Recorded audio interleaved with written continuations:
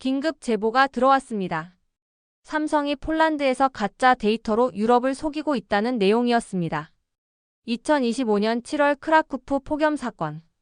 48도에서 72시간 만에 25도로 물리학자들은 불가능하다고 단언했습니다. 독일 언론들도 과장된 한국 마케팅이라며 의혹을 제기했죠. SNS에서는 또 다른 가짜뉴스 아니냐는 댓글들이 쏟아졌습니다. 너무 완벽한 성공담에는 반드시 숨겨진 진실이 있다는 것이 15년 탐사보도 기자로서의 경험이었습니다. 이 의혹스러운 성공담의 진실을 파헤치기 위해 직접 조사에 나섰습니다. 안녕하세요. 저는 마그다 코발치크입니다. 폴란드 일간지 가제타 비보르차에서 15년째 탐사보도를 담당하고 있습니다. 기업 스캔들과 정부 부패를 전문으로 하죠. 유럽 언론상도 3번 받았고요. 제가 가장 중요하게 생각하는 원칙이 있습니다. 너무 완벽한 이야기에는 반드시 구멍이 있다. 15년간 수많은 거짓말과 과장 광고를 폭로해온 경험에서 나온 철칙이죠. 이번 삼성 사건도 그런 냄새가 났습니다. 익명의 제보자가 편집부로 이메일을 보내왔거든요. 삼성이 온도 측정 장비를 조작해서 가짜 데이터를 만들었다. 72시간에 23도 하락은 물리적으로 불가능한 일이다. 저는 즉시 자료 수집에 나섰습니다. 먼저 삼성이 발표한 모든 보도 자료를 분석했죠. 확실히 숫자들이 너무 깔끔했습니다. 에너지 효율 87%, 온도 하락 23도, 시민 만족도 98%. 마치 광고 카피를 보는 것 같았어요. 다음으로 유럽의 에너지 전문가들을 인터뷰했습니다. 베를린 공과대학의 클라우스 밀러 교수는 단호했습니다. 열역학 법칙상 그런 급격한 온도 변화는 불가능합니다. 분명히 측정 오류이거나 데이터 조작일 겁니다. 파리 에너지 연구소의 장 피에르 듀퐁 박사도 비슷한 의견이었어요. 한국 기업들의 과장 마케팅은 이미 여러 차례 문제가 된 바 있습니다. 이번에도 마찬가지일 가능성이 높죠. 독일 언론들의 반응도 살펴봤습니다. 프랑크푸르터 알게마인에는 검증되지 않은 아시아 기업의 허위 광고라는 제목의 사설을 냈고 슈피겔은 한국식 과장 마케팅의 전형적 사례라고 분석했습니다. 과거 사례도 조사해 봤습니다. 실제로 몇몇 한국 기업들이 유럽에서 성능을 과장 광고하다가 문제가 된 적이 있었거든요. 2019년 모 전자회사의 에어컨 효율성 허위 광고, 2021년 건설회사의 단열재 성능 조작 사건 등이 있었죠. 모든 증거가 한 방향을 가리키고 있었습니다. 삼성의 과장 광고 또는 데이터 조작. 저는 이미 기사 제목까지 생각해뒀어요. 48도를 25도로 삼성의 거짓말을 폭로한다. 하지만 탐사보도 기자의 기본 원칙은 직접 확인입니다. 아무리 정황이 확실해 보여도 현장에 가서 직접 눈으로 봐야 해요. 그래서 크라쿠프행을 결정했습니다. 비행기 안에서도 계속 생각했습니다. 어떤 방식으로 데이터를 조작했을까? 온도 센서를 바꿨을까? 아니면 측정 위치를 바꿨을까? 이미 제 머릿속에는 삼성이 거짓말쟁이라는 확신이 자리 잡고 있었어요. 크라쿠프 공항에 도착해서 첫 번째로 한 일은 날씨 확인이었습니다. 7월 말인데도 여전히 더웠어요. 하지만 시내로 들어가면서 이상한 점을 발견했습니다. 공항에서는 더웠는데 시내는 확실히 시원했거든요. 택시기사에게 물어봤습니다. 7월에 이렇게 시원했나요? 기사가 웃으며 답했어요. 아, 한국 기술 덕분이에요. 정말 신기해요. 올 여름에 우리 애들이 한 번도 더위로 고생 안 했거든요. 첫 번째 의외의 발견이었습니다. 시민들이 정말로 만족하고 있다는 점이었죠. 하지만 저는 여전히 의심스러웠어요.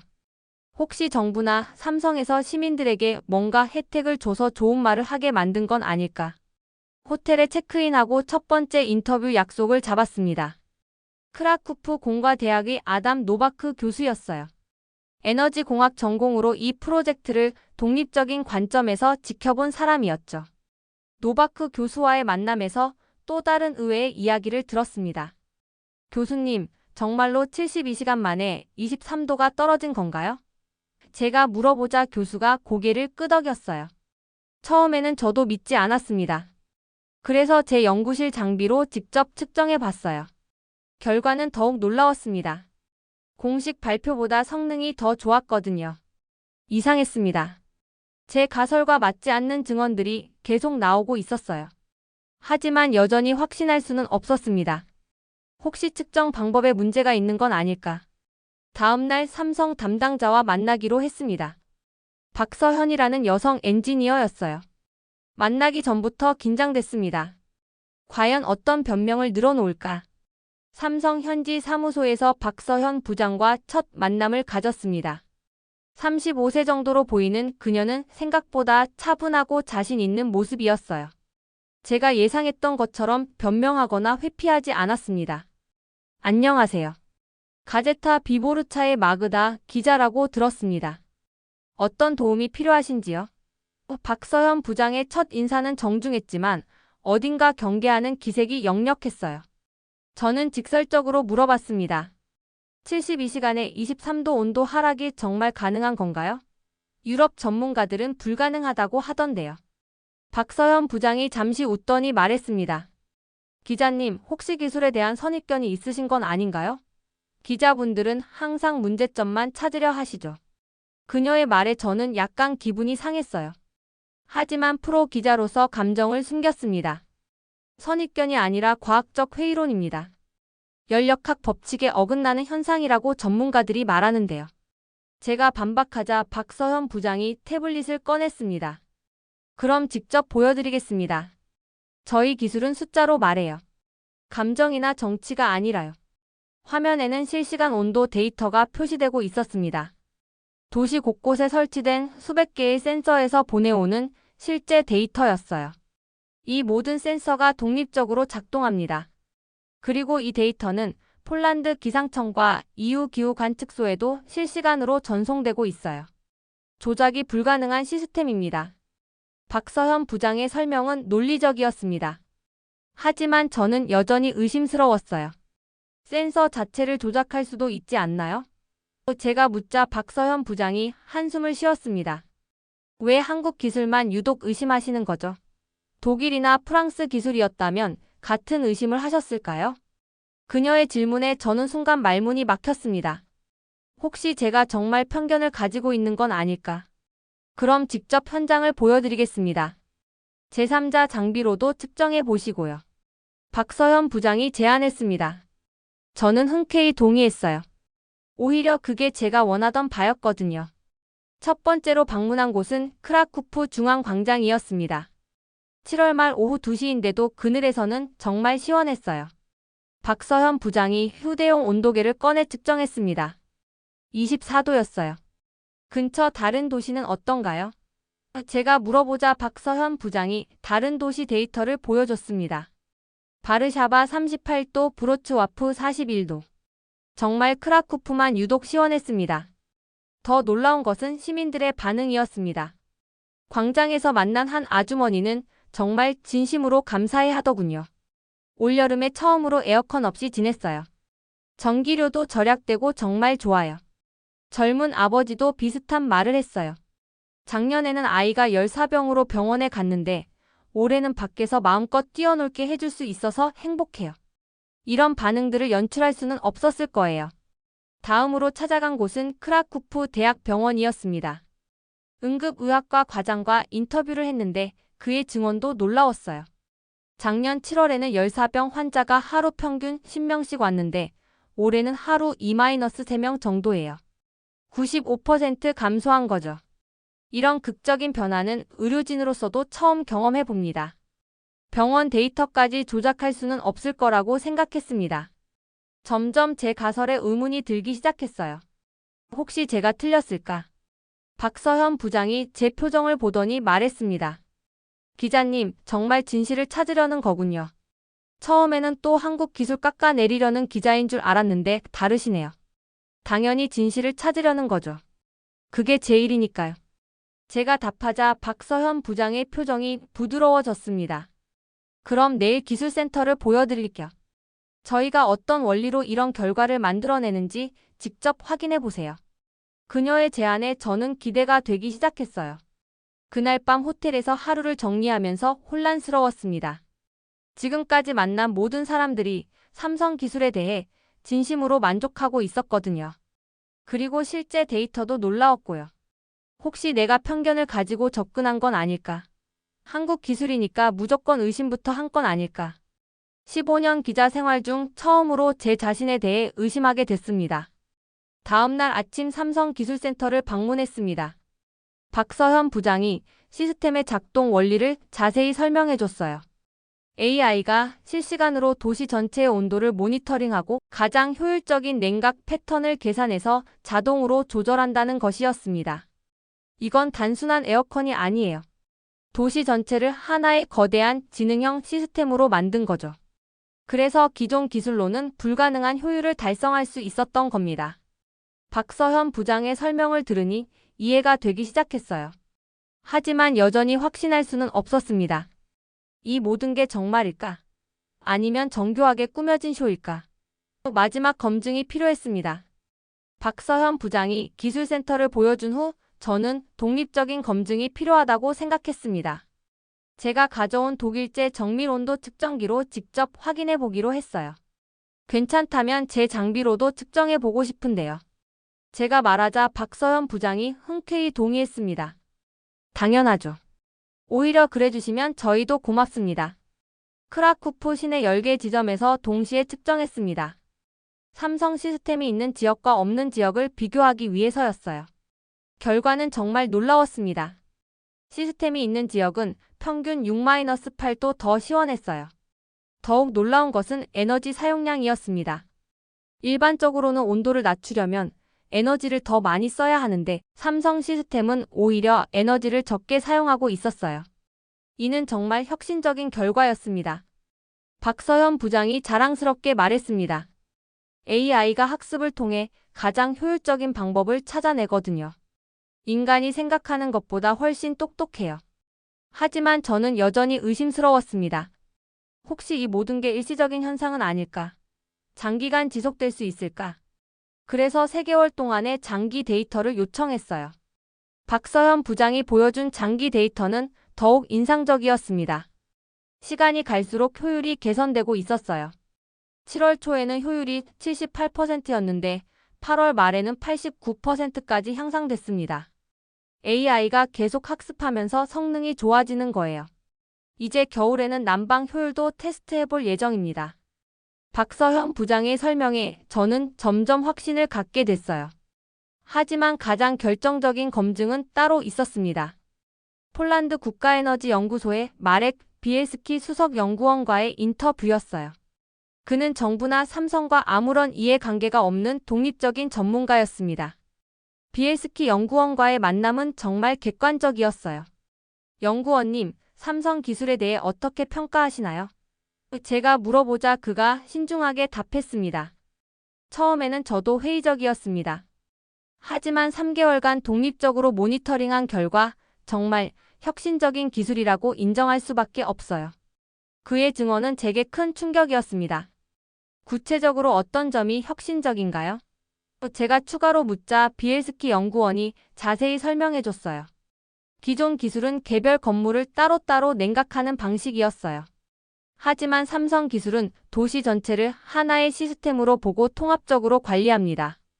마치 인체의 혈액순환 시스템처럼요. 그의 비유를 들으니 정말 이해가 됐어요. 그래서 이런 놀라운 효율이 가능한 거군요. 맞습니다. 그리고 무엇보다 중요한 것은 안정성이에요. 3개월 동안 단 한 번도 시스템 오류가 없었거든요. 비엘스키 연구원의 증언은 제게 확신을 주었습니다. 마지막으로 삼성 내부 문서를 검토할 기회가 생겼습니다. 박서현 부장이 투명성을 위해 개발 과정 문서를 공개해 준 거예요. 보통 기업들이 절대 공개하지 않는 자료였죠. 문서를 보니 삼성이 이 기술 개발에 3년간 500억 원을 투자했다는 것을 알 수 있었어요. 그리고 폴란드 프로젝트는 수익을 목적으로 한 게 아니라 기술 실증을 위한 것이었습니다. 왜 수익도 안 되는 일을 했나요? 제가 물어보자 박서현 부장이 진지하게 답했습니다. 기술에는 진실만 있어요. 거짓말할 수 없거든요. 저희는 정말로 기후 위기를 해결하고 싶었어요. 그래서 수익보다는 기술 검증을 우선시했습니다. 그 순간 저는 깨달았습니다. 제가 지금까지 편견을 가지고 접근했다는 것을요. 한국 기술이니까 아시아 기업이니까 의심부터 했던 거죠. 더욱 부끄러웠던 것은 유럽 전문가들의 의견만 듣고 현장 확인도 없이 결론을 내리려 했다는 점이었어요. 15년 기자 경력의 기본 원칙을 스스로 어긴 거였습니다. 박서현 부장과의 마지막 대화가 인상적이었어요. 처음에는 또 한국 기술을 의심하는 기자라고 생각했는데 정말 진실을 찾으려는 분이시네요. 존경합니다. 아니에요. 오히려 제가 부끄럽습니다. 편견을 가지고 접근했던 것 같아서요. 제가 솔직하게 고백하자 박서현 부장이 웃으며 말했습니다. 그래도 끝까지 확인하신 거잖아요. 그게 진정한 기자 정신 아닌가요? 이제 함께 세상의 진실을 알려봅시다. 그날 밤 저는 지금까지의 취재 내용을 정리하면서 반성했습니다. 저 역시 모르는 사이에 서구 중심적 사고에 빠져 있었던 것 같아요. 아시아 기술에 대한 선입견이 있었던 거죠. 하지만 진실은 명확했습니다. 삼성의 기술은 정말로 혁신적이었고 데이터는 조작이 아니라 실제였습니다. 이제 이 진실을 정확하게 보도할 차례였어요. 크라쿠프에서 돌아온 저는 즉시 기사 작성에 들어갔습니다. 하지만 처음 계획했던 삼성의 거짓말을 폭로한다는 제목은 완전히 바뀌어야 했어요. 대신 의심했지만 진실이었다는 솔직한 접근을 택했습니다. 기사의 첫 문단을 이렇게 시작했어요. 저는 이 기사를 쓰기 위해 크라쿠프에 갔을 때 삼성의 거짓말을 폭로할 생각이었습니다. 하지만 3주간의 심층 취재 결과 제가 틀렸다는 것을 인정해야겠습니다. 편집장에게 기사를 보여주니 놀라더군요. 마그다, 정말 이렇게 쓸 거야? 우리가 틀렸다고 인정하는 거야? 편집장의 우려도 이해했지만 진실을 보도하는 것이 언론의 사명이라고 설득했어요. 기사가 나간 후 반응은 폭발적이었습니다. 처음에는 마그다가 삼성에게 매수당했나? 라는 악성 댓글들이 많았어요. 하지만 제가 공개한 독립 검증 데이터들을 보고 나서는 분위기가 바뀌기 시작했습니다. 가장 큰 변화는 다른 언론사들의 반응이었습니다. 독일 슈피겔지가 기자를 크라쿠프에 파견해서 재검증을 실시했어요. 결과는 제 보도와 동일했습니다. 그들도 우리의 초기 판단이 성급했다고 인정했죠. 프랑크푸르터 알게마인에도 후속 기사를 냈습니다. 폴란드 기자의 용기 있는 보도가 우리의 편견을 깨트렸다는 제목이었어요. 독일 언론이 폴란드 기자를 인정한다는 것 자체가 이례적인 일이었습니다. 더욱 놀라웠던 것은 유럽 전역의 반응이었어요. 벨기에, 네덜란드, 이탈리아의 주요 언론들이 모두 크라쿠프로 기자를 파견했습니다. 그리고 모두가 같은 결론에 도달했어요. BBC에서도 특별 다큐멘터리를 제작한다고 발표했습니다. 편견을 넘어선 기술혁신이라는 제목으로 1시간짜리 프로그램을 만든다고 하더군요. 학계의 반응도 흥미로웠습니다. 그토록 불가능하다고 했던 베를린 공과대학의 클라우스 밀러 교수가 공개 사과문을 발표했어요. 이론적 편견에 사로잡혀 현실을 보지 못했다고 인정했습니다. 파리 에너지 연구소의 장 피에르 듀퐁 박사도 비슷한 반응이었어요. 아시아 기술에 대한 편견이 있었음을 반성한다. 앞으로는 더 열린 마음으로 기술을 평가하겠다고 말했습니다. 가장 기뻤던 것은 폴란드 언론계의 반응이었어요. 폴란드 기자협회에서 저에게 올해의 탐사보도상을 주기로 했다고 연락이 왔습니다. 편견을 극복하고 진실을 보도한 용기가 선정 이유였죠. 박서현 부장에게도 연락을 했습니다. 기사 어떻게 보셨어요? 제가 물어보니 그녀가 웃으며 답했어요. 정말 감동적이었어요. 기자님의 솔직함과 용기에 박수를 보냅니다. 앞으로도 계속 연락하고 지내면 좋겠어요. 서로 다른 분야지만 진실을 추구한다는 점에서는 같으니까요. 박서현 부장과는 이제 진정한 동료가 된 기분이었어요. 이번 사건을 객관적으로 분석하기 위해 저는 유럽과 아시아의 기술 접근 방식을 체계적으로 비교해 봤습니다. 15년 탐사보도 경험으로 얻은 분석 능력을 총동원했죠. 첫 번째로 눈에 띈 것은 기술 개발 철학의 근본적 차이였습니다. 유럽 기업들은 전통적으로 안정성과 검증된 기술을 최우선으로 합니다. 독일의 경우 수백 년간 축적된 기계공학의 전통을 바탕으로 완벽한 시스템을 설계한 후 실행에 옮기는 방식을 선호하죠. 반면 삼성을 비롯한 한국 기업들은 완전히 다른 접근법을 택했습니다. 불완전하더라도 빨리 시작해서 실시간으로 학습하고 개선해 나가는 방식이었어요. 이는 단순한 기술 차이가 아니라 미래에 대한 근본적 사고방식의 차이였습니다. 두 번째로 주목한 것은 데이터 활용 방식이었습니다. 유럽 기업들이 데이터를 시스템 모니터링 도구로만 사용하는 반면 한국 기업들은 데이터를 시스템 진화의 원료로 활용했습니다. AI가 지속적으로 데이터를 학습해서 성능을 개선하는 자기진화 시스템을 구축한 거죠. 특히 놀라웠던 것은 시스템 통합에 대한 관점 차이였습니다. 유럽식 접근법은 개별 부품의 성능을 극대화해서 조립하는 방식이었어요. 하지만 한국은 도시 전체를 하나의 생명체로 보고 유기적으로 통합하는 접근법을 택했습니다. 이런 차이가 생긴 배경을 더 깊이 파헤쳐 봤습니다. 역사적 맥락에서 보면 흥미로운 패턴이 보였어요. 유럽은 산업혁명 이후 축적된 기술적 우월감과 성공, 경험이 오히려 새로운 패러다임 수용을 어렵게 만든 측면이 있었습니다. 한국은 압축 성장 과정에서 빠른 변화와 끊임없는 도전에 익숙해졌습니다. 기존의 것이 없었기 때문에 오히려 더 자유롭게 혁신을 시도할 수 있었던 거죠. 이런 경험이 4차 산업혁명 시대에 오히려 유리하게 작용한 것 같았습니다. 기업 문화의 차이도 중요한 요인이었습니다. 유럽 기업들은 체계적이고 단계적인 의사결정을 중시합니다. 철저한 검토를 거쳐 안전한 결정을 내리는 방식이죠. 반면 한국 기업들은 빠른 실행과 즉각적인 피드백을 통해 개선해 나가는 애자일 방식을 선호했습니다. 연구개발 투자 전략도 정반대였습니다. 유럽은 기존 기술의 완성도를 높이는 수직적 심화에 집중하는 반면 한국은 서로 다른 분야 기술들을 융합해서 새로운 가능성을 창조하는 수평적 확장에 과감하게 투자했습니다. 교육 시스템의 차이도 주목할 만했습니다. 유럽은 각 분야의 전문성을 깊이 있게 기르는 수직적 전문화 교육을 하는 반면 한국은 여러 분야를 연결하고 융합하는 능력을 기르는 수평적 통합 교육에 더 집중하는 것 같았어요. 크라쿠프 프로젝트에 대한 접근 방식도 완전히 달랐습니다. 유럽 기업들이 이 프로젝트를 동유럽 시장 진출의 교두보로 본 반면 삼성은 차세대 기술의 실전 검증 기회로 봤습니다. 당장의 수익보다는 기술 혁신을 위한 투자 개념으로 접근한 거죠. 실제 성능 데이터를 객관적으로 분석해본 결과도 놀라웠습니다. 에너지 효율 87% 대 45%, 설치 기간 2개월 대 6개월, 운영 비용 60%, 절감 시스템 오류율 0.1% 대 3.2%라는 압도적 차이가 확인됐습니다. 이는 단순한 성능 개선을 넘어서 완전히 다른 기술 세대임을 보여주는 수치들이었습니다. 특히 시간이 갈수록 격차가 더 벌어진다는 점이 중요했어요. 학습 능력이 있는 시스템과 없는 시스템의 근본적 차이였죠. 지속 가능성 측면에서도 한국 기술이 우수했습니다. 탄소 배출 70% 감소, 시스템 수명, 25년 이상, 지속적 성능 향상 가능성 등이 장기적 경쟁력을 보여주는 지표들이었습니다. 15년 기자 경력으로 내린 결론은 이렇습니다. 이는 단순한 기술 우위 경쟁이 아니었습니다. 기후 기술의 패러다임이 기계 중심에서 지능 중심으로 전환되는 역사적 변곡점을 한국이 먼저 실현해낸 것이었습니다.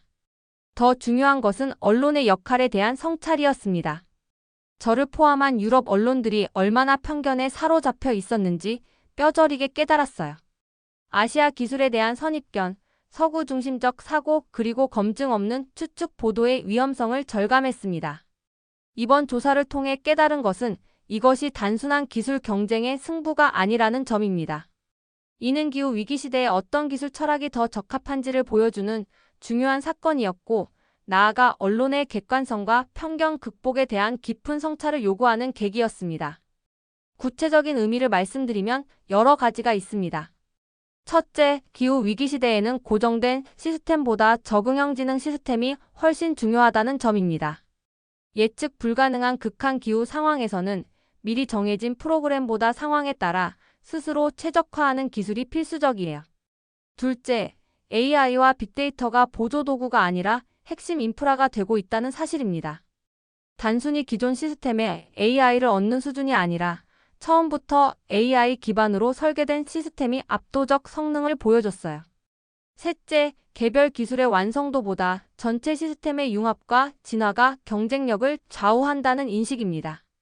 부품 하나하나는 완벽하지 않더라도 전체가 유기체처럼 작동하는 시스템이 더 강력할 수 있다는 것이죠. 넷째, 기술의 사회적 책임에 대한 새로운 기준이었습니다.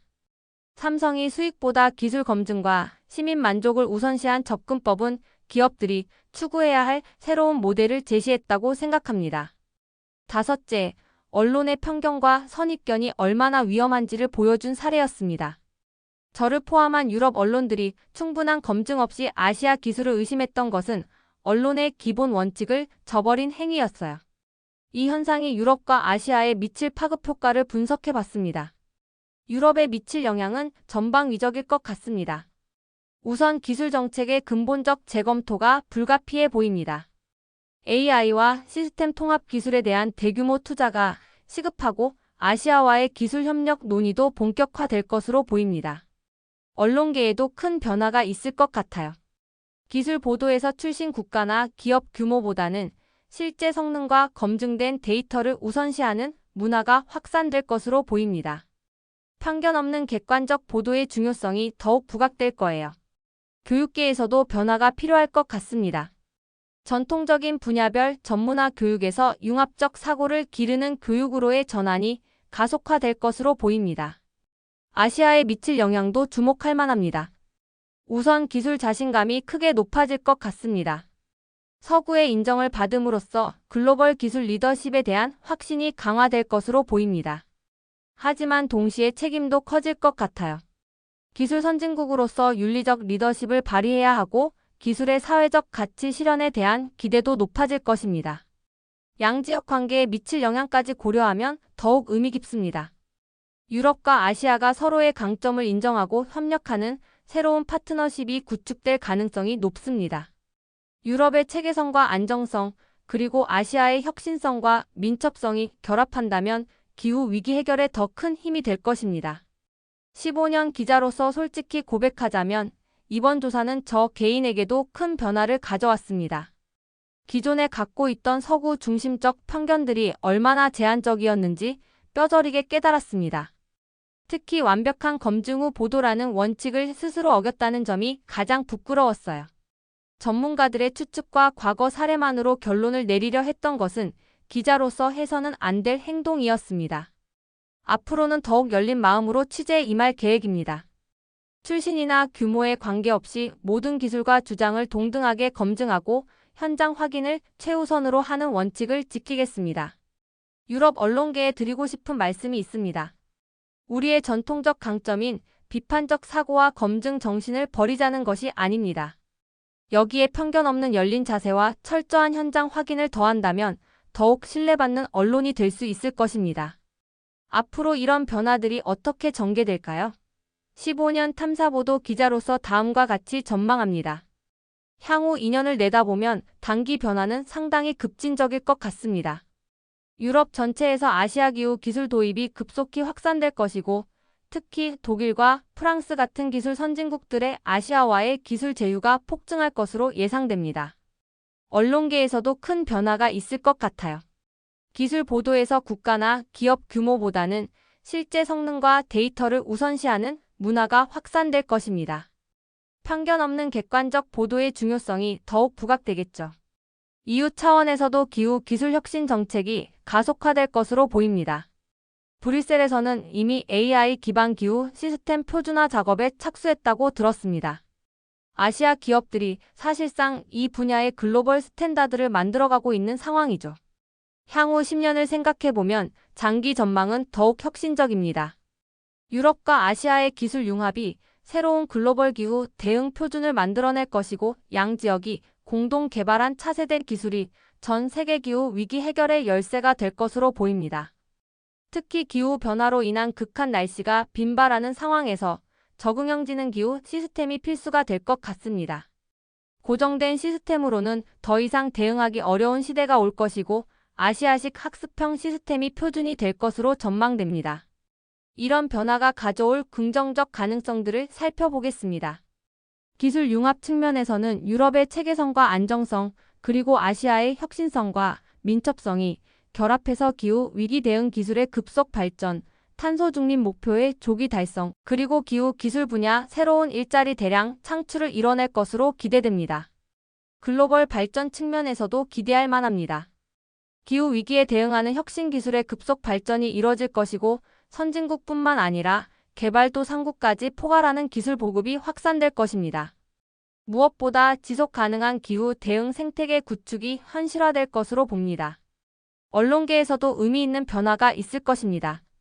편견 없는 객관적 보도 문화의 확산과 국제적 협력 취재 기회 증대가 이뤄질 것이고 기술의 사회적 가치에 대한 인식 혁신도 일어날 것으로 봅니다. 저 개인적으로는 이번 경험을 통해 구체적인 계획을 세웠습니다. 유럽 기자협회에 편견 없는 기술 보도 가이드라인 제정을 제안할 예정이고 가능하다면 아시아 기술 기업들과 정기적인 교류 프로그램을 만들고 싶습니다. 또한 유럽 언론학과들과 협력해서 글로벌 시대의 객관적 보도 교육 과정 개발에도 참여하고 싶어요. 차세대 기자들이 편견 없는 보도를 할 수 있도록 도움을 주고 싶습니다. 45세라는 나이의 새로운 다짐이지만 기후위기 대응과 언론의 사회적 책임 실현에 기여할 수 있는 의미 있는 일이라고 확신합니다. 유럽과 아시아가 함께 만들어갈 기후 기술 혁신의 미래가 정말 기대됩니다. 크라쿠프에서 시작된 작은 진실 추적이 이제 유럽 전체, 나아가 전 세계의 기술 인식을 바꾸고 있습니다. 15년 기자 경력으로 얻은 이 교훈이 더 많은 언론인들에게 영감을 주었으면 좋겠습니다.